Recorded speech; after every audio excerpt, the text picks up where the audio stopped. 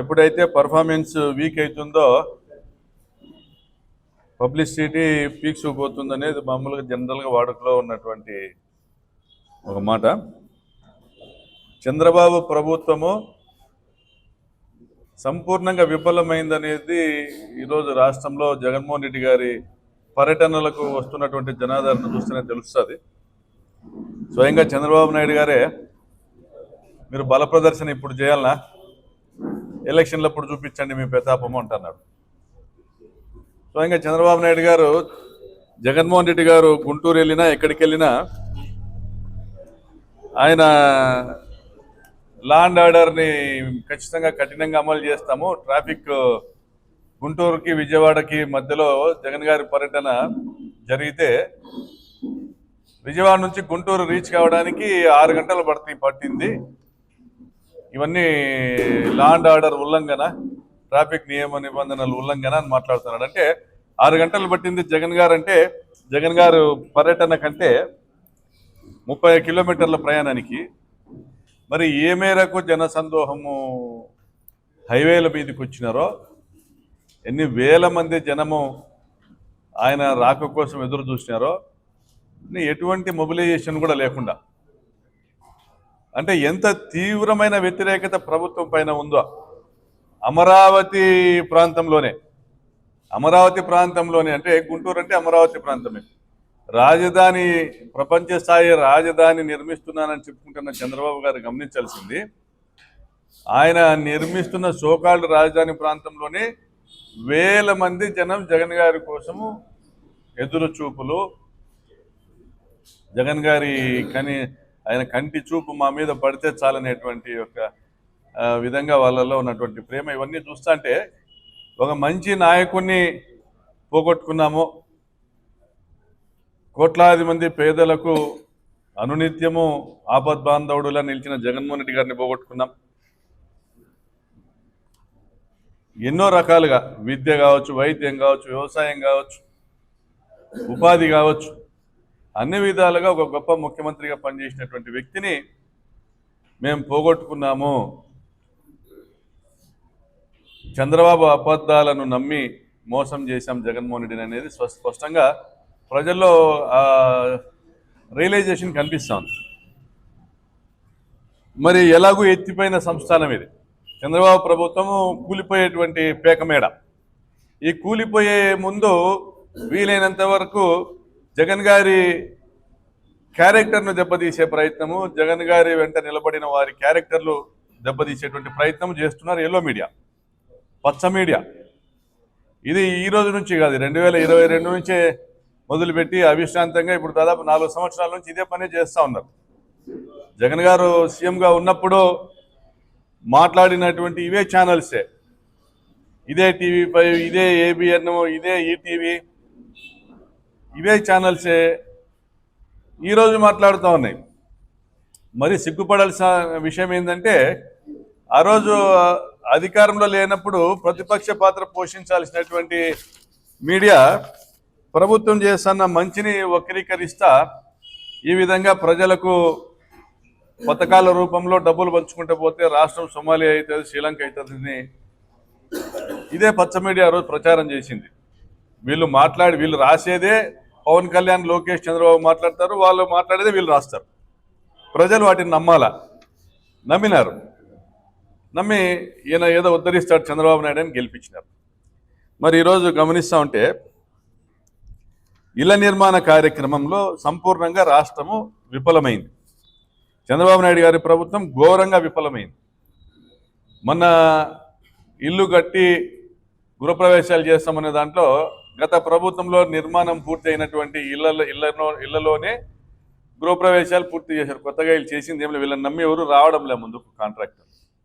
నేను అనేక మార్లు చెప్పా, ఇళ్ల నిర్మాణంలో కూడా 1,80,000కు పేదలకు ఇల్లు కట్టించేటువంటి ఒక కార్యక్రమంలో కూడా 5%, 10% ఎక్స్పెక్ట్ చేస్తూ ఉన్నారు శాసనసభ్యులు, మంత్రులు, అధికారులు. మరి 1,80,000లో నిర్మించే ఇండ్లు అవి బాత్రూమ్లా అని మాట్లాడినాడు ఒకప్పుడు లోకేష్. ఇవి నాసిరకం పనులు చేస్తూ ఉన్నారు, అసలు ఇళ్ల నిర్మాణం జరగడం లేదని రాశారు పచ్చ మీడియా. మళ్ళీ ఇప్పుడు ఏం పొడిచినారు మీరు అంటున్నా నేను. ఇప్పటికి దాదాపు 20 నెలలు అయింది మీరు అధికారంలోకి వచ్చి. ఇప్పటికి ఏం పొడిచినారు 20 నెలల్లో? ఇప్పుడు మీరు ఎటువంటి పరిస్థితుల్లో ఉన్నారు? మీరు ఇళ్ల నిర్మాణం విషయంలో మీరు ఏం పొడిచినారు, ఏం సాధించినారు? మంత్రిని చెప్పమంటా ఉన్నా, పార్థసారథి గారిని, లేదా లోకేష్ గారిని చెప్పమంటా ఉన్నా, లేదా అజయ్ జైన్ గారిని చెప్పమంటా ఉన్నా. మీరు ఏం అభివృద్ధి సాధించినారు? 20 లక్షల ఇళ్లను జగనన్న తీసుకొని వచ్చినారు. ఉత్తరప్రదేశ్ తర్వాత highest houses sanction under PMAY 1.0 is for AP. 20 లక్షల ఇళ్లకు గాను రాష్ట్ర ప్రభుత్వము వారి వాటా 30,000 చొప్పునే కానీ 6,000 కోట్లు కేంద్రానికి చెల్లించిండాలి. చెల్లించడం లేదని, ₹1 కూడా రాష్ట్ర ప్రభుత్వం వాటా చెల్లించడం లేదని, బిల్లులు రావడం లేదని, ఇల్లులు కట్టేవాళ్ళు లబ్ధిదారులు ఇల్లులు కట్టడం ఆపేసుకున్నారు. మరి రాష్ట్ర ప్రభుత్వం ₹1 కూడా ఇచ్చే పరిస్థితి లేదు. తమ కాంట్రిబ్యూషన్ ఏదైతే ఉందో అది కేంద్ర ప్రభుత్వానికి సంబంధించినటువంటి పేమెంట్ పోర్టల్ స్పర్శ్కి వీళ్ళు జమ చేసే పరిస్థితి లేదని కేంద్ర ప్రభుత్వం కూడా ఇప్పటికీ ఏవైతే భువన్ అనే ఒక యాప్ ఉందో కేంద్ర ప్రభుత్వానికి సంబంధించి పిఎంఏవై హౌసింగ్ యాప్ ఏదైతే భువన్ ఉందో అందులో దాదాపుగా 3 లక్షల ఇళ్లను రద్దు చేసింది. అంటే 3 లక్షల కుటుంబాల గొంతు నులిమేసినారు కేంద్ర రాష్ట్ర ప్రభుత్వాలు కలిసి. మరి ఇది కాకుండా స్పర్శకు రాష్ట్ర వాటా 6,000 కోట్ల జమ చేస్తేనే కేంద్రం డబ్బులు విడుదల చేస్తారు. కాబట్టి రాష్ట్ర ప్రభుత్వం 6,000 కోట్లు కాదు కదా, 6 కోట్లు కూడా కట్టే పరిస్థితి లేదు, కట్టదు, డిసైడెడ్. హౌసింగ్ మినిస్టర్కి తెలుసు, Ajay Jain special secretary housing గారికి తెలుసు, ఎండి హౌసింగ్ గారికి తెలుసు, లక్ష్మీ షా గారికి.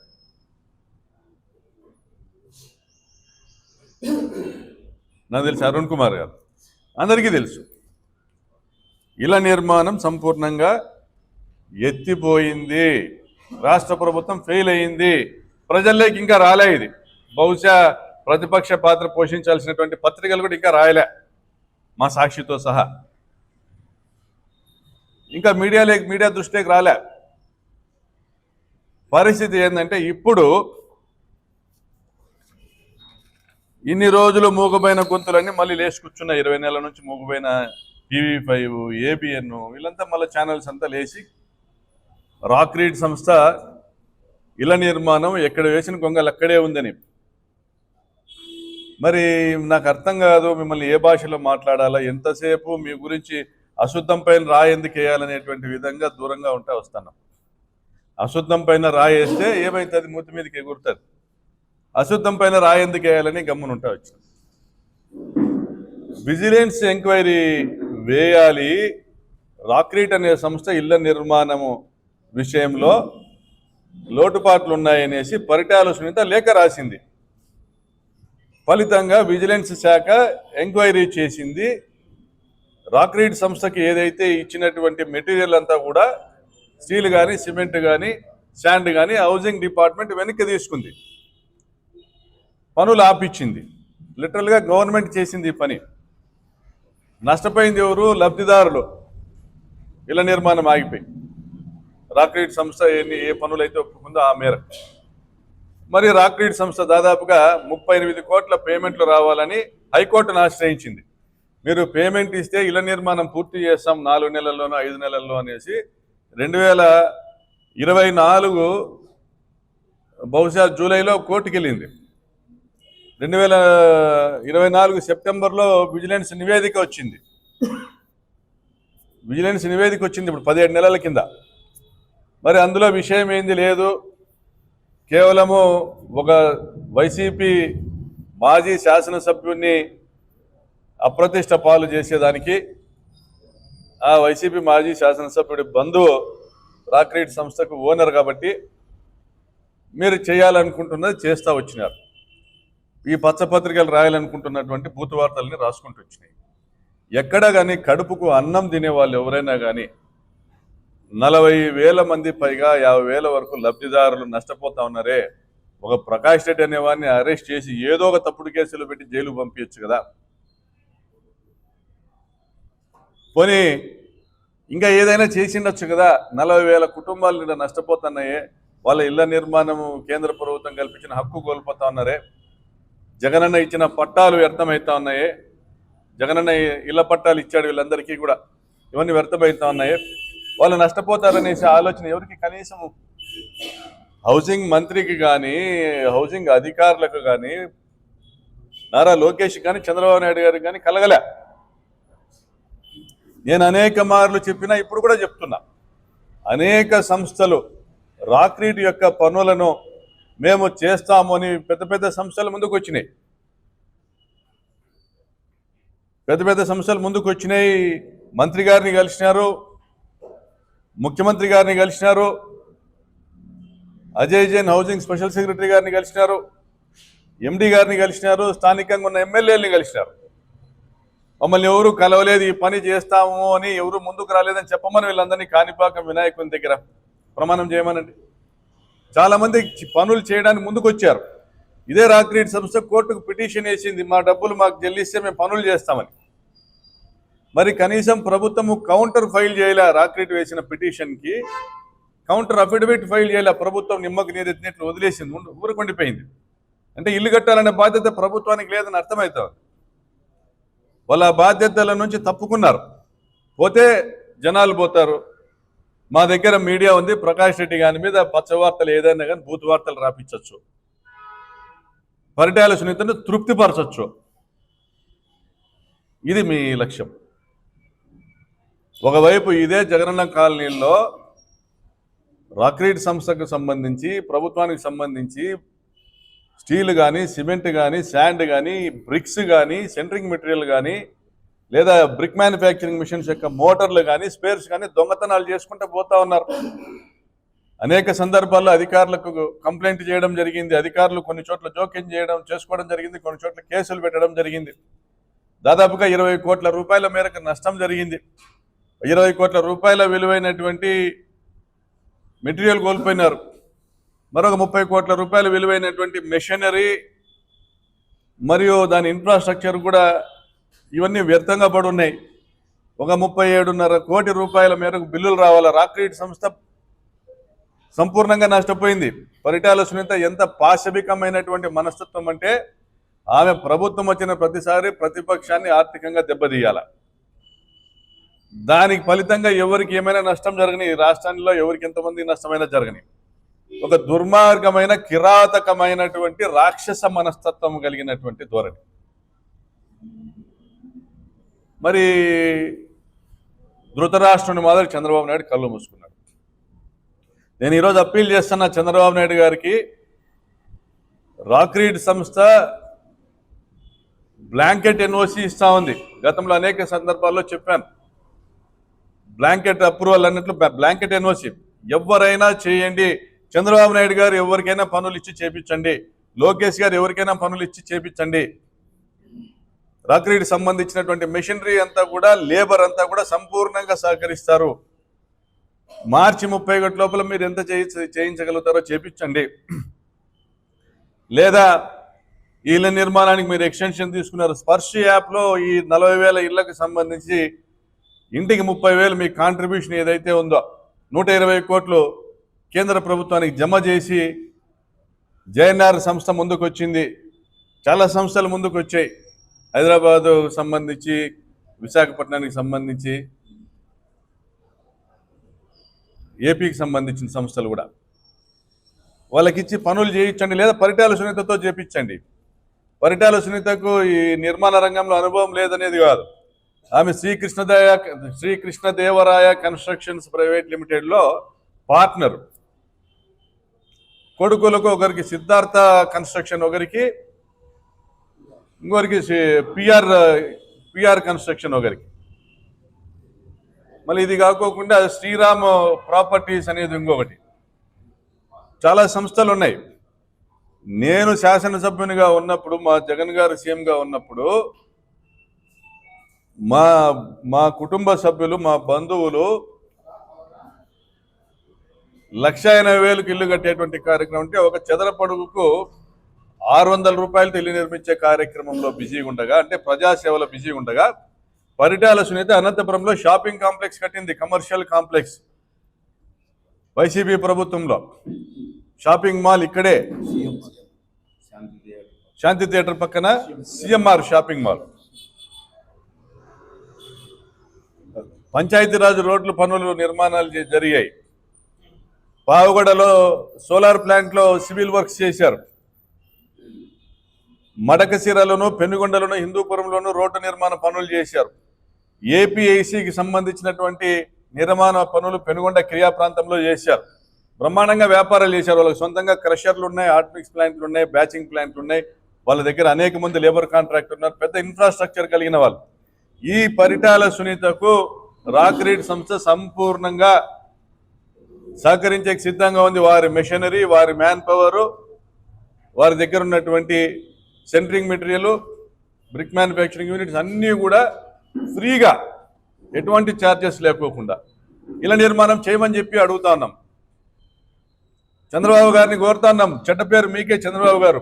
ఇటువంటి మూర్ఖురాలైనటువంటి ఒక కనీసం ఇంగిత జ్ఞానం, అవగాహన లేనటువంటి ఒక శాసనసభ్యురాలు ఇచ్చినటువంటి ఒక లేఖ. దీనివల్ల రాష్ట్రంలో 30-40 మంది లబ్ధిదారులు లబ్ధి పొందుకోకుండా నష్టపోతున్నారంటే చంద్రబాబు నాయుడు గారు చెడ్డ పేరు మీకు, మీ కుమారునికి. దుష్టులను ఎప్పుడైనా దూరం పెట్టండి. ఇళ్ల నిర్మాణం పైన శ్రద్ధ పెట్టి ఈ 40,000 ఇళ్లకు సంబంధించి ఆ 30,000 రూపాయలు మీరు జమ చేయండి కేంద్ర ప్రభుత్వంలో. ఎందుకంటే కేంద్రం రూపాయి కూడా ఇయ్యదు. కనీసం మీ అధికారులకు కౌంటర్ ఫైల్ చేయమని చెప్పండి. రాక్రీడ్ సంస్థ హైకోర్టుకు పేమెంట్స్ చూపింది, మీకు కౌంటర్ ఫైల్ చేయమని చెప్పండి. దాని మీద శ్రద్ధ వహించమని చెప్పండి. మీ అజయ్ మీ హౌసింగ్ మినిస్టర్ని బలి చేస్తున్నారు అంతే, పార్థసారథి గారిని. మీరు దయచేసి దీని మీద చర్యలు తీసుకొని మీ వల్ల ఆగిపోయినటువంటి రాక్రీడ్కి సంబంధించినటువంటి 40,000 ఇళ్ళు నిర్మాణం మీ వల్ల ఆగిపోయింది, మీ ప్రభుత్వం వల్ల. వీళ్ళు ఈరోజు మీరు కేంద్ర ప్రభుత్వానికి ఈ 40,000 ఇళ్లకు సంబంధించి 120 కోట్ల స్టేట్ కాంట్రిబ్యూషన్ మీరు జమ చేయకపోతే వీళ్ళు సంపూర్ణంగా నష్టపోతారు. బాధ్యులు మీరే. సహకరించేదానికి మేము సిద్ధంగా ఉన్నాము. మా బంధువుకు సంబంధించిన రాక్రీడ్ సంస్థకు సంబంధించిన ప్రతి ఒక్క మిషనరీ కూడా మీకు ఫ్రీగా అప్పచెప్తాం. మీరు పత్రికల్లోనో మీ మీడియాలోనో రాయడం వల్ల ఉపయోగం ఏం లేదు. ప్రజలు నష్టపోకుండా కాపాడండి. జీవితకాలంలో ఒకసారి ఇల్లు కట్టుకుంటారు. కట్టుకోలేని వాళ్ళందరినీ ఆప్షన్ 3 కింద చేర్చి గత ప్రభుత్వం ఇళ్ల నిర్మాణం స్టార్ట్ చేసింది. ఇప్పుడు 2 లక్షల ఇళ్ల నిర్మాణం ఆప్షన్ 3లో పూర్తయి ఉన్నాయి. కాబట్టి ఇది మా సిన్సియర్ రిక్వెస్ట్. ఇది గత ఈ 2024 9వ నెల 14వ తేదీ జిల్లా కలెక్టర్ గారికి, అయ్యా, we are writing to request your kind approval to resume construction activities in Alamuru, Kodimi and Rachanapalli layouts. ఇళ్ల నిర్మాణము పనులు మళ్ళీ మొదలు పెట్టించండి కలెక్టర్ గారు అని రాక్రీడ్ సంస్థ రాసింది. 2024 9వ నెల, అంటే దాదాపుగా ఇప్పటికి 17 నెలల కింద. కలెక్టర్ గారు ఉలుకు పలుకు లేరు. అధికారులంతా పప్పెట్స్. ఎందుకు స్థానిక ఎమ్మెల్యే దగ్గుబాటి ప్రసాద్ కూడా ఒక పప్పెట్. పరిటాల సునీత ఉంకరిస్తే అంత దూరం పరిగెత్తాడు. ఇది జిల్లా కలెక్టర్ గారికి. అనంతపురం సంబంధించిన ఇళ్ల నిర్మాణానికి సంబంధించి 6,97,28,216 రూపాయలు పేమెంట్ రావాలనేసి రాసింది రాక్రీడ్ సంస్థ కలెక్టర్ గారికి. దీంట్లో ఎంజీఎన్ఆర్ఈజీఏ ఉపాధి హామీ కింద గ్రామీణ ప్రాంతాలకు సంబంధించినటువంటి ఇల్లు, ఒకవేళ అనంతపురం కాన్స్టిట్యున్సీకి సంబంధించి 4 పంచాయతీలు, రాప్తాడు కాన్స్టిట్యున్సీకి సంబంధించి ఒక 2-3 పంచాయతీలకు సంబంధించి 2,70,00,000 ఈ అనంతపూర్ ఎండిఓ చెల్లించాల. అదేవిధంగా హౌసింగ్ శాఖ 1,45,00,000 చెల్లించాల. అదేవిధంగా లబ్ధిదారులు 2,80,00,000 చెల్లించాల. కిటికీలు, వాకిన్లు, వాష్ బేసిన్ ఇవన్నీ పెట్టడానికి. ఇవేమీ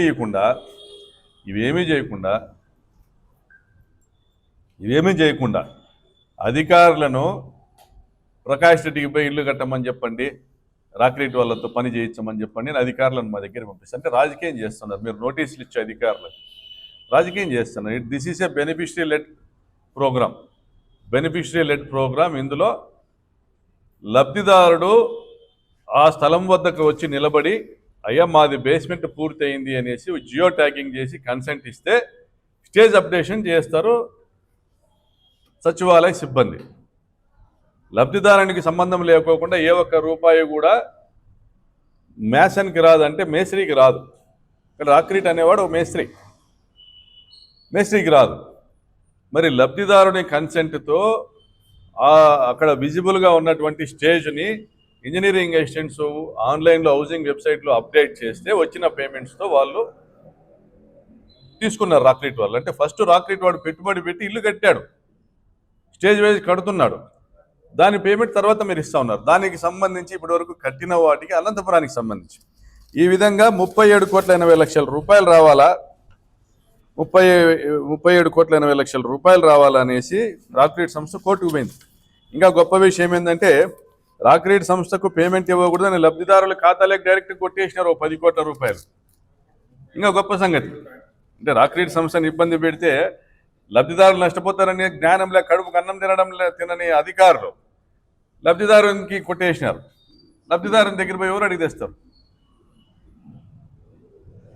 ఇప్పటికైనా సిగ్గు తెచ్చుకొని మీరు మీ చేతగానితనానికి మీరు ప్రభుత్వం వచ్చినాక ఏమీ చేయలేక తిరుపతి వెంకటరమణ స్వామి లడ్డు మీదికి పోయినట్ల, వెంకటరమణ స్వామి లడ్డూలో కల్తీ జరిగిందని మీరు తప్పుడు ప్రచారం చేసినట్ల, సిబిఐ మీకు మొట్టికాయలు వేసినట్ల, సుప్రీంకోర్టు మీకు మొట్టికాయలు వేసినట్ల,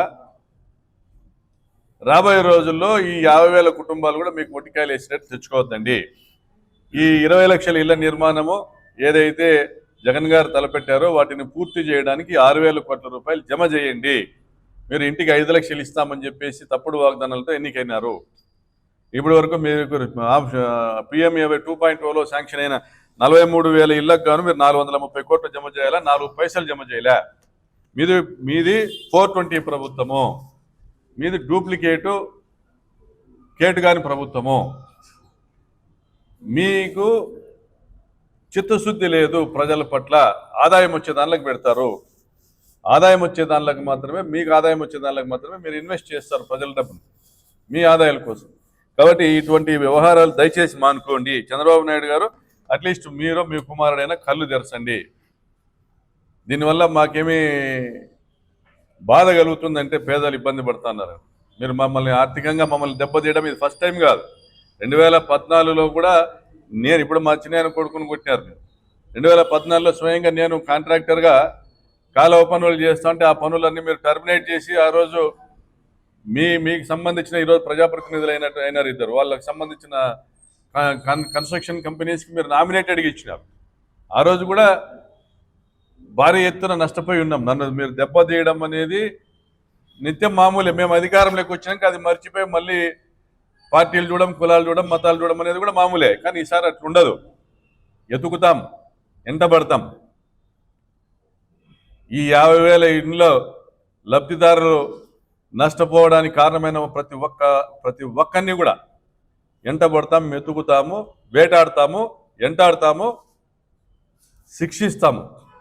మా ప్రభుత్వం వచ్చినాకైనా ఈ 20 లక్షల ఇల్లు ఏదైతే జగనన్న తెచ్చినారో ఈ ఆప్షన్ 3తో సహా మా ప్రభుత్వం వచ్చినాకైనా మేము ఇళ్ల నిర్మాణం పూర్తి చేస్తాం. ఆ రోజు మాకు చిత్తశుద్ధి ఉంది పేదల పట్ల.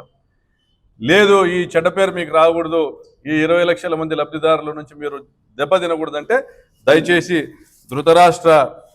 ధృతరాష్ట్రాల వారు ఇప్పటికైనా కళ్ళు తెరవమని విజ్ఞప్తి చేస్తా ఉన్నా చంద్రబాబు నాయుడు గారు.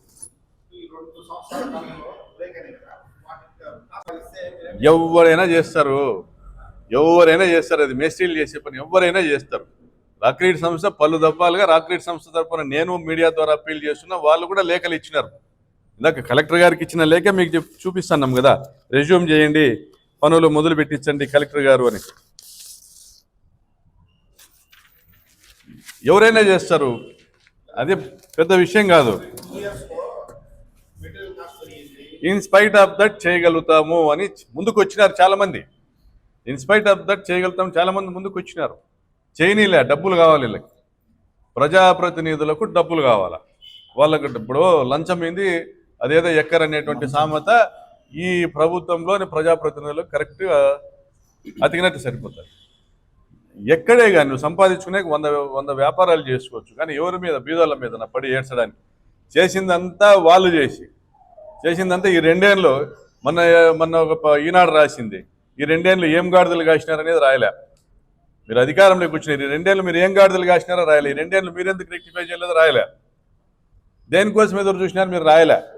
కడతామని వాడిని ఆస్తి నష్టం చేసినారు, వాడిని బిల్లులు ఇవ్వకుండా ఆర్థికంగా దెబ్బతీసినారు, మీరు పైశాచిక ఆనందం పొందినారు. ఇప్పుడు ఈ స్కీమే, హౌసింగ్ స్కీమే డిఫంక్ట్ అయ్యే సమయం వచ్చేప్పటికి దీని బాధ్యత అంతా వైసీపీ పార్టీ మీదనే వేయాలనే ఉద్దేశంతో చేస్తున్నారు. ₹1 కేంద్ర ప్రభుత్వానికి డబ్బు కట్టకుండా, కట్టేటువంటి పరిస్థితి లేదు కాబట్టి అయిపోయింది. ఈ రాష్ట్రంలో చంద్రబాబు నాయుడు ఉన్నంత వరకు ఇళ్ల నిర్మాణము, పేదలకు ఇళ్ల నిర్మాణం అనేది అబద్ధము, మిథ్య, జరగదు.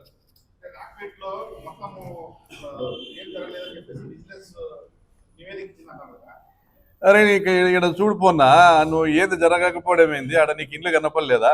నీకు దాదాపుగా 7,000 ఇండ్లలో 4,000 ఇండ్లు దాదాపు పూర్తినాయి. లక్షల బ్రిక్స్ ఆడ పడున్నాయి, కోట్ల రూపాయల మిషనరీ ఆడ పడుంది. 2 సంవత్సరాలకి ఎండకు ఎండి వానకు తడిసి బాధ అనిపించడం లేదా ప్రభుత్వానికి? పేదల కోసం చేస్తున్న కార్యక్రమం అది, అదో యజ్ఞం. అది పేదల పక్షాన్ని నిలబడి జగన్ గారు చేస్తున్న యజ్ఞంలో భాగం అది. ఇప్పటికైనా ఈ బెనిఫిషరీ కాంపోనెంట్ 30,000 ఆయన కడితే రాక్రీడ్ సంస్థ నేను కట్టడానికి కూడా సిద్ధమే. పరిటాల సునీతను ఛాలెంజ్ చేస్తాను, కట్టమనేమని. మేము పేదలకు ఇళ్ల నిర్మాణం విషయంలో శ్రద్ధ చూపిస్తున్న సమయంలో నువ్వు కాంప్లెక్స్లు కట్టినావు అనంతపురం టౌన్లో, వైసీపీ ప్రభుత్వంలో, వైసీపీ ప్రజాప్రతినిధులతో అన్ని అనుమతులు తీసుకొచ్చుకొని. మేము పేదల పక్షాన ఆ రోజు పనిచేసేదానికి మేము ప్రయత్నం చేసినాం. ఈ రోజన్నా కట్టు, ఈ రోజన్నా చేయి. నీ కొడుకులు 2 ఉన్నారు, ఇద్దరికి 2 కన్స్ట్రక్షన్ కంపెనీలు ఉన్నాయి, నువ్వు కూడా ఒక కన్స్ట్రక్షన్ కంపెనీలో భాగస్వామి. మీరు కట్టండి ఇప్పటికైనా. అదేం రాకెట్ సైన్స్ కాదే, గ్రామాల్లో కట్టే పద్ధతిలోనే కదా ఇల్లు కడుతున్నారు. ఇప్పటికైనా మేము సిద్ధమే. మీరు 30,000 డిపాజిట్ చేస్తే రాక్రీడ్ సంస్థ పక్కన పెట్టండి, తోపుదుర్తి ప్రకాష్ రెడ్డి ఈస్ రెడీ కట్టించి ఇవ్వడానికి. పరిటాల సునీత రెడీనా? లోకేష్ బాబు రెడీనా? చంద్రబాబు నాయుడు గారు రెడీనా? నేను ఛాలెంజ్ చేస్తా ఉన్నా.